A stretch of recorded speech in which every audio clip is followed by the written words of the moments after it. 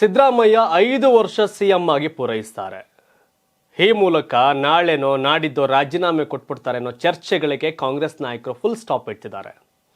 ಬೀಸೋ ದೊಣ್ಣೆಯಿಂದ ಪಾರಾದ್ರೆ 100 ವರ್ಷ ಆಯ್ಸು ಅನ್ನೋ ಗಾದೆ ಮಾತಿನಂತೆ 2.5 ವರ್ಷ ಅನ್ನೋ ಚರ್ಚೆ ಇತ್ತು. 2 ವರ್ಷ ಸಿದ್ದರಾಮಯ್ಯ, ಆಮೇಲೆ ಡಿ ಕೆ ಶಿವಕುಮಾರ್ ಅಂತ ಈ ಚರ್ಚೆ ಆಗಿಂದಾಗೆ ಆಗ್ತಿತ್ತು, ಮೇಲಿನ ಮೇಲೆ ಆಗ್ತಿತ್ತು.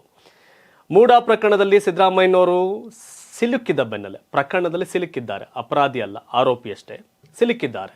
ಈ ಬೆನ್ನಲ್ಲೇ ಅವರ ರಾಜೀನಾಮೆ ಚರ್ಚೆ ನಡೀತಿರುವಾಗಲೇ ಇದೊಂದು ರೀತಿಯ ರೋಗಿ ಬಯಸಿದ್ದು ಹಾಲು ಅನ್ನೋ, ವೈದ್ಯರು ಹೇಳಿದ್ದು ಹಾಲು ಅನ್ನೋ ರೀತಿ.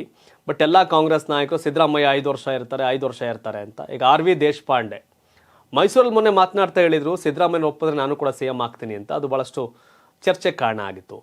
ಈಗ RV ದೇಶಪಾಂಡೆ ಅವರು ಹೇಳ್ತಿದ್ದಾರೆ, ಇಲ್ಲ, ಸಿದ್ದರಾಮಯ್ಯನವರು 5 ವರ್ಷ ಪೂರೈಸ್ತಾರೆ ಅನ್ನೋದ್ರ ಮೂಲಕ ಆಕಾಂಕ್ಷಿಗಳಿಗೆ ತಣ್ಣೀರು ಎರಚಿದ್ದಾರೆ. ಅದರಲ್ಲೂ ಕೂಡ ಡಿ ಕೆ ಶಿವಕುಮಾರ್ ಅವರ ನಿರೀಕ್ಷೆಗೆ ತಣ್ಣೀರನ್ನು ಎರಚಿದ್ದಾರೆ ಅಂತ ಹೇಳ್ಬೋದು. ಬಟ್ ಅವರು ಇನ್ನೊಂದು ಮಾತು ಹೇಳಿದ್ದಾರೆ, ಡಿ ಕೆ ಶಿವಕುಮಾರ್ ಸಹ ಉತ್ತಮವಾಗಿ ಕೆಲಸ ಮಾಡ್ತಿದ್ದಾರೆ DCM ಆಗಿ, ಅವರು ಒಳ್ಳೆ ಕೆಲಸ ಮಾಡ್ತಿದ್ದಾರೆ. ಆದರೆ ಸಿದ್ದರಾಮಯ್ಯ 5 ವರ್ಷ ಪೂರೈಕೆ ಮಾಡ್ತಾರೆ. ಇನ್ನು ಈ ಪ್ರತಿಭಟನೆಗಳೆಲ್ಲ ಏನೆಲ್ಲ ಇದೆಯಲ್ಲ BJPದು, ಇವೆಲ್ಲ ಬರೀ ರಾಜಕಾರಣ. ಅವರೇ ತನ್ನ ಸೈಟ್ ಕೊಟ್ಟಿದ್ದು 14ನ, ಏನು ಇವು ಸಿದ್ದರಾಮಯ್ಯವ್ರ ಪತ್ನಿ ಕೇಳಕ್ಕೆ ಹೋಗಿದ್ರಾ, ಇವೆಲ್ಲ ಸುಳ್ಳು ಅಂತ RV ದೇಶಪಾಂಡೆ ಹೇಳಿದ್ದಾರೆ. ಈ ಮೂಲಕ ಮೂಡಾ ಪ್ರಕರಣದಲ್ಲಿ ಸಿದ್ದರಾಮಯ್ಯವ್ರ ವಿಕೆಟ್ ಹೋಗುತ್ತೆ ಅನ್ನೋ ಚರ್ಚೆ ಮಾಡ್ತಿದ್ದವರೆಲ್ಲ ಈ ಪ್ರಕರಣದಿಂದ ಅವ್ರ ಕುರ್ಚಿ 5 ವರ್ಷ ಗಟ್ಟಿ ಆಗ್ತಿದೆಯಾ ಅನ್ನೋ ಚರ್ಚೆ ಕೂಡ ಶುರುವಾಗಿದೆ. ತಾವೇನು ಹೇಳ್ತೀರಿ? ಸಿದ್ದರಾಮಯ್ಯನವರು ರಾಜೀನಾಮೆ ಕೊಡ್ತಾರಾ ಅಥವಾ 5 ವರ್ಷ ಪೂರೈಸ್ತಾರಾ? ನಿಮ್ಮ ಅಭಿಪ್ರಾಯವನ್ನು ಕಾಮೆಂಟ್ ಮಾಡಿ ತಿಳಿಸಿ. ಧನ್ಯವಾದ. ಇದು ಕರ್ನಾಟಕ TV, ಕನ್ನಡಿಗರ ಧ್ವನಿ.